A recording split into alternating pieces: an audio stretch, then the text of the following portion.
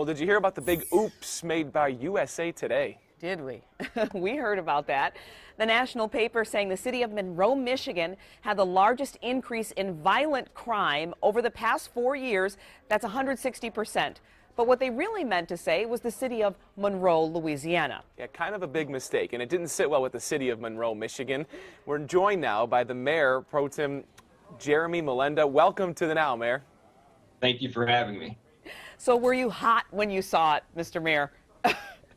Well, many of us locally were surprised, shocked, and in disbelief, and it turns out that disbelief was well-founded, and I'm happy to report that the city of Monroe continues to be a great place to live, work, own a business, and take advantage of any number of cultural and recreational opportunities. You see the picture that we're flashing that USA Today presented and the headline that said cities where crime is soaring.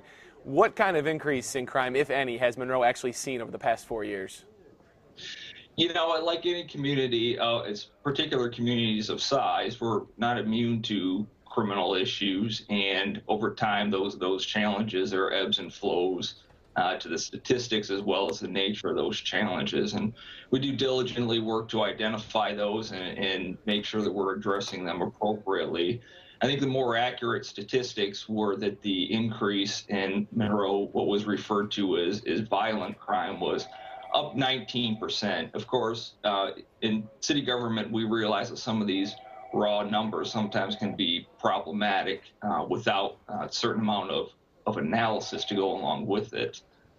For instance, if you're talking about convictions, an increase in convictions could be an indication of more criminal activity, or it could be an indication of more effective police work and prosecution. So the raw numbers sometimes when you present it's a good starting point, but it's the deeper analysis that's actually of more value both to city government as we commit resources to address those challenges and also to inform the public. How did the sheriff and law enforcement react? I'm sure they were dumbfounded. Well, yeah, you know, I hesitate to speak for anybody else. My conversation with our local law enforcement agencies, our City of Monroe Department of Public Safety and the County Sheriff's Office, as well as the Prosecutor's Office, has been simply to confirm that those numbers that were reported were, in fact, grossly erroneous. And I'm sure they're as frustrated as the rest of us. And you know, unfortunately, these stories, these misrepresentations that can often overshadow the many positive things that are going on in a community such as ours.